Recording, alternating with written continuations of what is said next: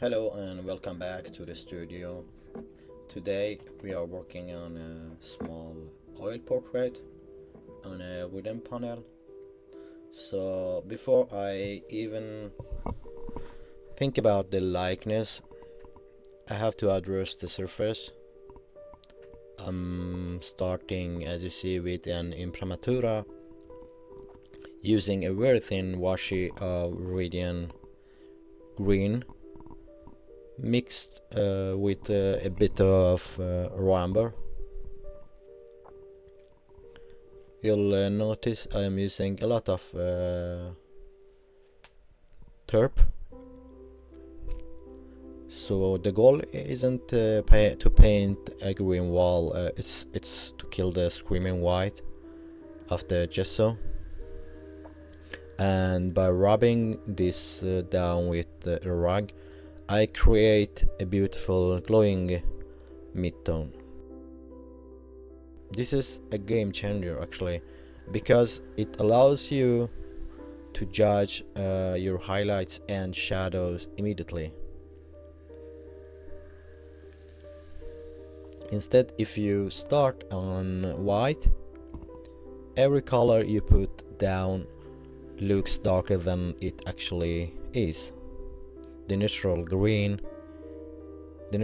base also provides a nice temperature contrast to the warm skin tones we'll add later.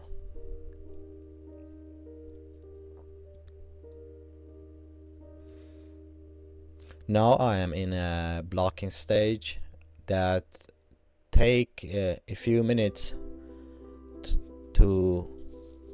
for me to see the big shapes, and instead of reaching for a pencil to draw lines, I am grabbing a medium-sized flat brush.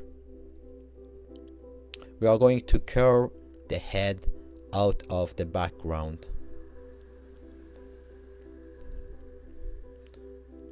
As you saw how I messed in the hair first, I'm using a dark, lean mixture of burnt umber. I'm not worried about individual strands of hair right now. I'm looking for the big shape. Think of it like a helmet. Once that silhouette is down, the face suddenly has a place to live. Next, I move into the shadow map. I look for where the light isn't. I mark a shadow under the brow line, the base of the nose, and the tip of the chin.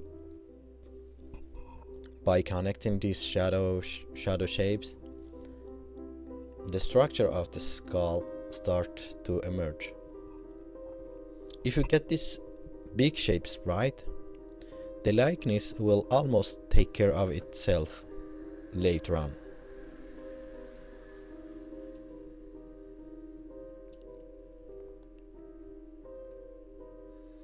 I was thinking I can just explain step by step if you want to paint Alla Prima, something like this. And I can say this is maybe not for everyone if you haven't done this Alla Prima style before. It's a little bit challenging. I recommend you start with sketching with pencil or charcoal before you go to the big shapes like I did with big brushes. But if you have painted for a while, it's really funny technique to use actually. So I can just explain step by step. Probably it's going to help you a lot. And just don't be afraid of just doing mistakes during the process. I'm doing a lot of mistakes, small mistake, which could be the values, the color, the drawing. But with another value, I just fix it and get one step closer to what I see. So for this technique, number one would be like you saw in the beginning, just preparing to surface imprimatur. Um, so the purpose, starting with on a neutral midtone instead of a bright white surface, helps you to judge values and color more accurately from the start. So the technique is use a white brush with plenty of mineral spirit to create a thin atmospheric layer. Wipe away excess paint with the rag to achieve a matte, workable texture.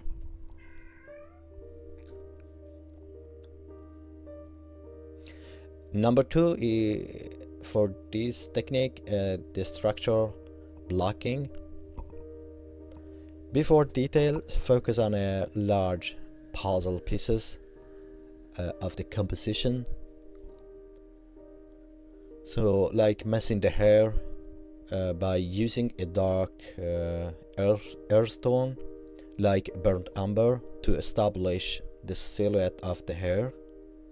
This frames the face and sets the proportions. And shadow mapping. Instead of drawing lines, which you should do when you are a beginner, but instead of shadow line for this technique, for the eyes or nose, look for the large shadow shapes under the brow, nose and chin. This creates a three-dimensional foundation immediately. Step number 3 would be mixing flesh tones. I usually use limited palette. In this case now, as you see, I have more colors on my palette.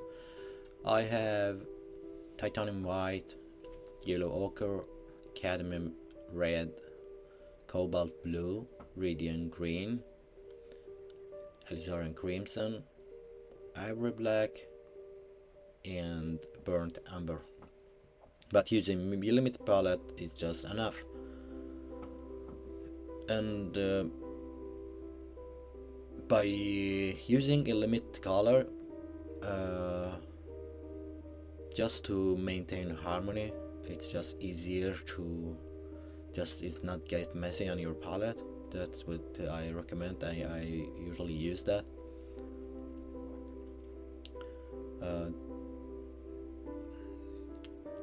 So it calls also stone palette. He used titanium white, yellow ochre, cadmium red, and ivory black.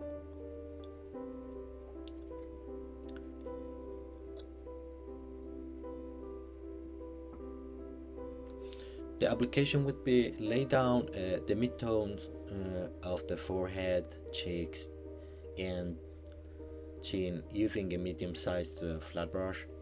Keep the paint lean in the beginning and fat toward the end. Step number 4, refining features. Once the larger masses are established, move to the smaller brush, like I do right now, to define the character of the face. For the eyes, avoid hard outlines. Treat the eyes as dark accents sitting within this socket shadow. And soft transitions. The transitions between the lips and the surrounding skin should be kept soft to avoid a cut out look.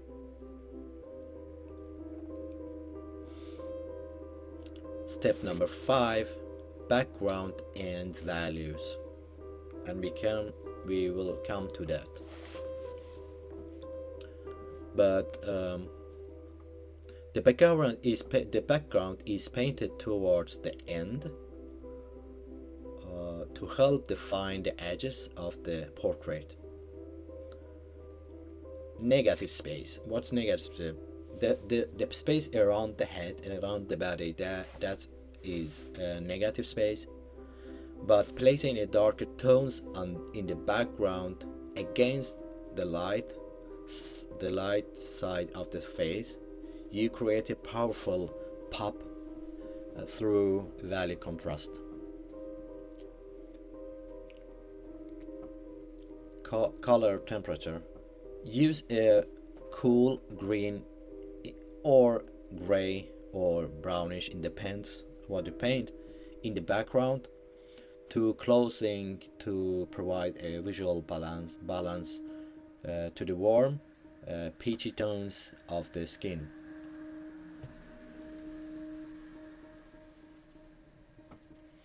And step number 6, the final step, it's highlights.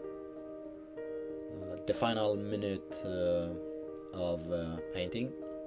Like you see now, I had a green for the beginning, but now I am adding a gray for the background, and it works well for the contrast between cool and warm. But the final highlights, it's like designing, the shapes and the small stuff, the small highlights in the nose. Specular highlights add sharp, thick highlights to the tip of the nose, the lower lip, and the glint in the eyes. And you also, like I am actually doing right now, it's like a control edges, soften some edges into the background. It calls lost edges, while sharpening others found edges to lead the viewer's eyes.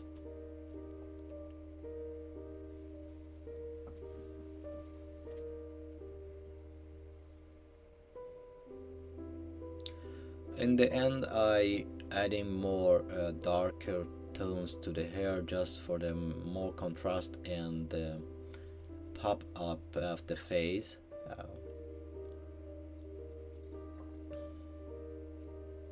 And this is the final touches. I'm designing the clothes however I want. If you enjoyed this one, but still maybe hard for you to maybe paint alla prima, something like this, I recommend a video step by step. I put the link over somewhere in the video. More details from sketching the portrait and adding step by step. This one is maybe a little bit more advanced if you haven't painted before. But try out something like this. It's really fun. It's free, you just freestyle and much more of that. In the beginning with the big shapes, it's just cool thing to do, and later on the head, the face just pumping out, and it's like a magic actually. Now I'm adding a gray background, and it's cool. It helps the contrast a little bit more, and adding a little bit of details here and there in the hair.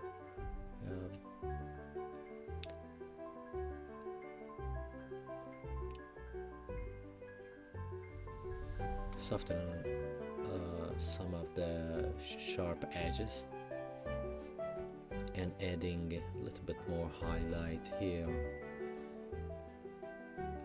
I decided to just flatten up the eyes. Actually, in the eye socket, I don't know, I wasn't that happy with that. A little bit highlight on the underlip. That's it. Take care. Thank you so much for watching, and hope see you in the next one.